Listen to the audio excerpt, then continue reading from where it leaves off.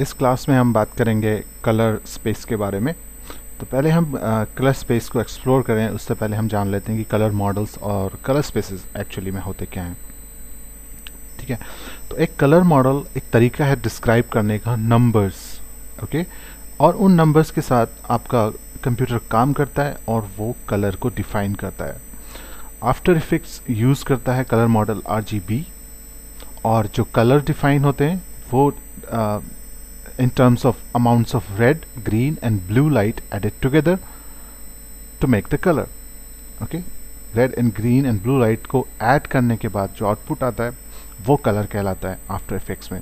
और भी बहुत सारे कलर मॉड्यूल्स होते हैं RGB के अलावा, जैसे CMYK, cyan magenta, yellow and black, HSB, YUV, XYZ, ये अलग अलग तरीके के कलर मॉडल्स हैं। ओके, जो कलर स्पेस होता है वो एक तरीके से एक वेरिएंट होता है कलर मॉडल का, एक दूसरा रूप होता है। और एक कलर स्पेस डिस्टिंग्विश होता है रेंज ऑफ कलर्स है जिसको हम गैम्यूट बोलते हैं। एक तो इससे डिस्टिंग्विश होता है, दूसरा सेट ऑफ प्राइमरी कलर्स जिनको हम प्राइमरीज बोलते हैं, एक white point and a tone response. Okay, तो और भी बहुत सारे RGB कलर स्पेस के अलावा और बहुत सारे भी कलर स्पेसेस होते हैं, like pro photo RGB, Adobe RGB, sRGB, Apple RGB। हालांकि ये सब के सब red, green and blue axis को ही यूज़ करते हैं, लेकिन उनका जो गैम्यूट होता है और टोन रिस्पॉन्स कर्व होता है वो एक दूसरे से अलग होता है। ओके, तो आफ्टर इफेक्ट्स में अगर हमें कलर मैनेजमेंट यूज़ करना है या कलर स्पेस देना है तो उसके लिए हम कलर मैनेजमेंट का इस्तेमाल करते हैं।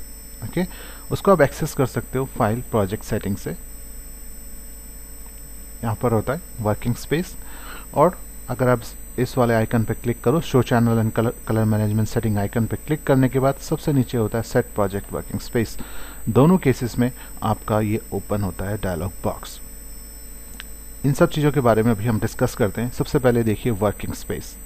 ओके, इसमें सारे लिस्टेड हैं, इसे टॉप कैटेगरी है। मोस्ट ऑफ द टाइम आप इनको यूज़ करते हो, Adobe RGB, Apple RGB, colour match, pro photo and sRGB, और बाकी सारे ये और भी ऑप्शंस हैं। ओके, अगर आप SDTV NTSC और SDTV PAL यूज़ कर रहे हैं, ऑलराइट, तो ये अच्छी चॉइस है अगर आप मूवी बना रहे हैं एक स्टैंडर्ड डेफिनेशन ब्रॉडकास्ट टेलीविज़न के लिए, या फिर स्टैंडर्ड डेफिनेशन DVD अगर आप बना रहे हैं तो आप SDTV NTSC यूज़ करिए। अगर आप हाई डेफिनेशन वीडियो बना रहे हैं, हाई डेफिनेशन टेलीविज़न के लिए कोई मूवी बना रहे हैं, तो आप SDTV REC 709 को चूज़ करिए, बिकॉज इसमें जो प्राइमरीज़ हैं वो sRGB की ही तरह यूज़ होती हैं, लेकिन जो इसका गैम्यूट है वो थोड़ा बड़ा है इन सब से। प्रो फोटो RGB आप इस्तेमाल करिए जब आप डिजिटल सिनेमा वर्क कर रहे हो, क्योंकि इसका गामा 1 होता है।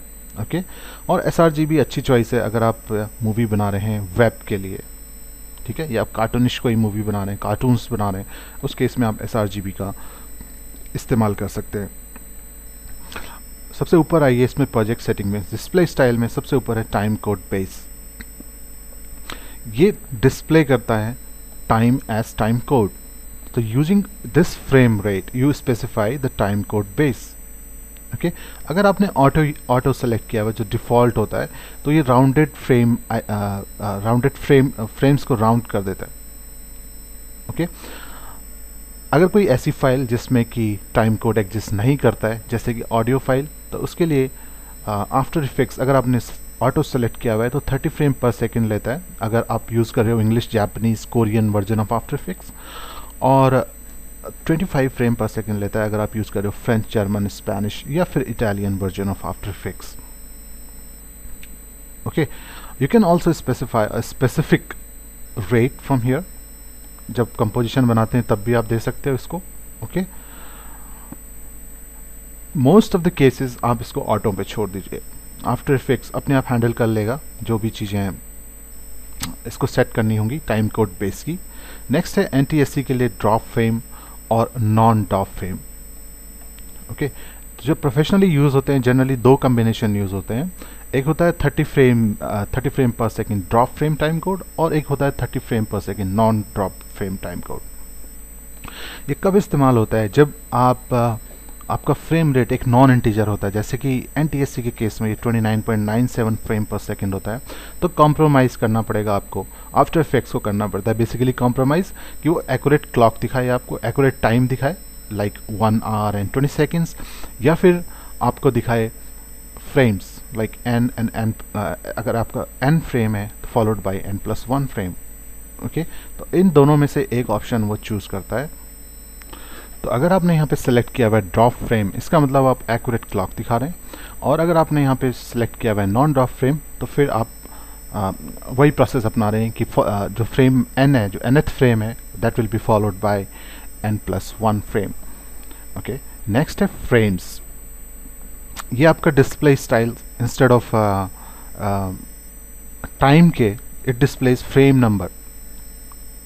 ओके, तो अगर आप कोई ऐसा आउटपुट निकाल रहे हैं जो कि जैसे कि आप HWF निकाल रहे हैं वेब के लिए, जो कि फ्रेम बेस्ड होता है, फ्लैश वीडियो, तो उस केस में आप इसको फ्रेम्स पे सेट कर सकते हो, राइट। थर्ड वन हमारे पास ऑप्शन होता है feet plus frames. Okay, feet plus frame अगर आपने यूज़ किया हुआ है तो ये डिस्प्ले करता है number of feet of film plus frames, जो फ्रैक्शनल फीट, जो एक फीट पूरा नहीं होता उसमें फ्रैक्शन रह जाता है, वो फ्रेम में वो डिस्प्ले करता है। Okay, and start numbering frame set, आप नंबर दे सकते हो, वहीं से फ्रेम शुरू होंगे। अगर आपके पास कंपोजिशन है तो बाय डिफ़ॉल्ट ये आपको दिखा रहा है टाइम। अगर आपको टॉगल करना है इसको फ्रेम और फीट में, since control click, so right now it's on 61th frame, total length है हमारी अभी 899 frames, and if you control click once more then ये आपको दिखाएगा 40 feet and 03 frame. This is feet plus frames. Okay, let's get back to that dialog box again, and now depth. Depth is the color depth that this project supports, and default is 8 bpc per channel. जितनी bit depth आप बढ़ाते जाएंगे उतनी depth color की और आपको मिलेगी, और इसको आप इधर से भी चेंज कर सकते हैं जब आप कंपोजिशन अपने प्रोजेक्ट पैनल में रहते हैं। इसको टॉगल करने के लिए just alt click on this icon, 8 bpc, alt click 16 bpc, then 32 bpc। लेकिन ये चेंज करने से पहले आपको ध्यान रखना है कि कुछ इफेक्ट्स ऐसे होते हैं जो कि 32 या फिर 16 बिट पे काम नहीं करते, 8 बिट पर चैनल पे ही काम करते हैं। तो जब भी आप अपनी चॉइस बनाएं, जब भी आप सेलेक्ट करें यहाँ से बिट्स पर चैनल, कलर डेप्थ, तो इस बात का ज़रूर ध्यान रखें। अगर आपने अपने प्रोजेक्ट के लिए वर्किंग स्पेस सेट किया हुआ है, जैसे अभी हम सेट कर लेते हैं से sRGB, तो आप पर फुटेज बेसिस पे भी अपना कलर स्पेस चेंज कर सकते हैं। उसके लिए आपको राइट क्लिक करके interpret footage dialog box open होगा, right click interpret footage main और प्रेस कंट्रोल और G, और इसके बाद आप कलर मैनेजमेंट में जाइए और यहाँ से आप अपना कलर स्पेस चेंज कर सकते हैं, आप प्रिजर्व भी कर सकते हैं। ओके, और जितने भी प्रोफाइल्स अगर इसमें एम्बेडेड हैं तो आप शो ऑल अवेलेबल प्रोफाइल करके वो प्रोफाइल्स भी आपको दिख जाएंगे। अगर आपको फुटेज बेसिस पे कलर मैनेजमेंट करना है तो आप इस तरह से कर सकते हो। ओके, वापस प्रोजेक्ट सेटिंग्स में आइए। डेप्थ के बाद आप वर्किंग स्पेस के बारे में आपने जान लिया, एंड देखिए अगला ऑप्शन है इसमें लीनियराइज वर्किंग स्पेस। ओके, एक जो लीनियराइज कलर स्पेस होता है वो सेम प्राइमरीज और वाइट पॉइंट यूज करता है जैसे कि एक नॉन लीनियर वर्जन। ओके, और जो लीनियराइज कर्व कलर स्पेस होता है वो एक स्ट्रेट कर्व की तरह होता है, स्ट्रेट लाइन की तरह होता है। Okay, so a performs all colour operation in linear light by linearizing the working colour space. ठीक है, अगर आपने कलर स्पेस नहीं ऑन सेलेक्ट किया है, से इट इज नन, आप स्टिल उसको लीनियराइज कर सकते हैं by clicking on this blend colour using 1 gamma। Okay, जब से आप ऑन करोगे तो ये इक्विवेलेंट है कि आपने कोई स्पेस दिया है, कोई वर्किंग स्पेस दिया और आप लीनियराइज वर्क स्पेस ऑन करते हैं। ओके, अब इसका फ़ायदा क्या है, हमें लीनियर वर्किंग स्पेस में काम करने का फ़ायदा क्या है? इसका फ़ायदा ये है कि कुछ इफ़ेक्ट्स ऐसे होते हैं जैसे कि आपने कोई हाई कंट्रास्ट कलर्स ब्लेंड करें, मोशन ब्लर है आपके फुटेज में, एंटी एलिजिंग है, रीसैम्पलिंग हो रही है, आप नॉइज़ अप्लाई कर रहे हैं, इन सब इफ़ेक्ट्स या इन सब सिचुएशंस में अगर आप लीनियराइज वर्किंग स्पेस में काम करते हो तो आपको कुछ फ़ायदे मिलते हैं, जैसे एज और हेलो आर्टिफिक्स आपके कम हो जाते हैं अगर आप लीनियर वर्किंग स्पेस में काम करते हो। ओके, तो एक बात और आप ध्यान रखिए, अगर आप लीनियर करना चाहते हैं वर्किंग स्पेस को, तो इंस्टेड ऑफ बाद में चेंज करने के, जब आपने प्रोजेक्ट सेट किया है उसी टाइम पे इसे बना लें। इससे डेफिनेटली आपको एक एज मिलेगी परफॉर्मेंस में। ठीक है, तो आपको ध्यान रखना है कि अगर आप लीनियर वर्किंग स्पेस में काम करना चाहते हैं तो कोशिश करिए कि जब आप प्रोजेक्ट बना रहे हैं उसी टाइम पे आप इसे कन्वर्ट कर लें। बाद में आके कुछ आपने काम कर लिया, कुछ कंपोजिशन रेडी कर ली, उसके बाद इसको आप चेंज कर रहे हो। ओके, अगला ऑप्शन है इसमें match legacy After Effects QuickTime gamma adjustment. Okay, जब आफ्टर इफेक्ट्स वर्जन 7 था और उससे पहले के जो वर्जन थे वो क्विक टाइम कोडेक यूज करते थे गामा एडजस्टमेंट के लिए। ओके, विंडोज़ पे तो क्या होता था, विंडोज़ पे अलग होता था एडजस्टमेंट और मैकिंटोश पे अलग होता था। ओके, तो जब गामा एडजस्टमेंट जो आफ्टर इफेक्ट्स करता था वो अब अलग अलग होने लगा दोनों के लिए, मैकिंटोश के लिए और विंडोज़ के लिए 7 वर्जन से पहले। तो अगर आपके पास कोई ऐसी आफ्टर इफेक्ट्स प्रोजेक्ट है, ऐसा आफ्टर इफेक्ट्स कंपोजिशन है जो आपने वर्जन 7 से पहले बनाई थी, ठीक है, तो आप इसको ऑन करिए, select match legacy after Effects QuickTime gamma adjustment. Okay, जब आप इसको ऑन करते हो तो इसके फ़ायदे क्या होते हैं। सपोज आपके पास कोई प्रोजेक्ट है वर्जन 7 का, तो इसका फ़ायदा ये है कि आप कलर शिफ्ट नहीं होगी आपकी, you can avoid colour shift उन प्रोजेक्ट्स में जो आफ्टर इफेक्ट्स 7 और अर्लियर में बने हैं। You can match the colours, जो आपका पुराना वर्जन और आपका एक्टिव वर्जन है 7+ वर्जन है, उसके कलर्स आपके मैच करेंगे।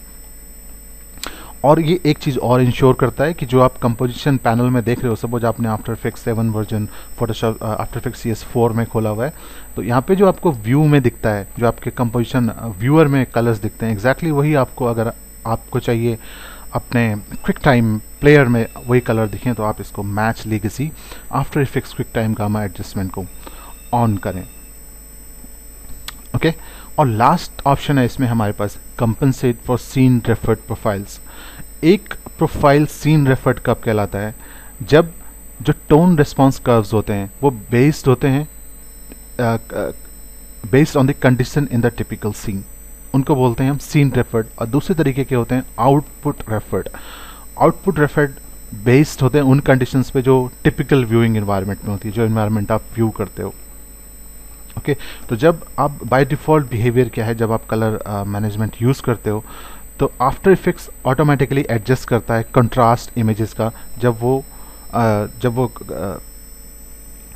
वो कन्वर्ट करता है सीन रेफर्ड कलर प्रोफाइल को आउटपुट रेफर्ड कलर प्रोफाइल में, और आउटपुट रेफर्ड कलर प्रोफाइल को सीन रेफर्ड कलर प्रोफाइल में, तो वो ऑटोमेटिकली एडजस्ट करता है कंट्रास्ट ऑफ द इमेजेस।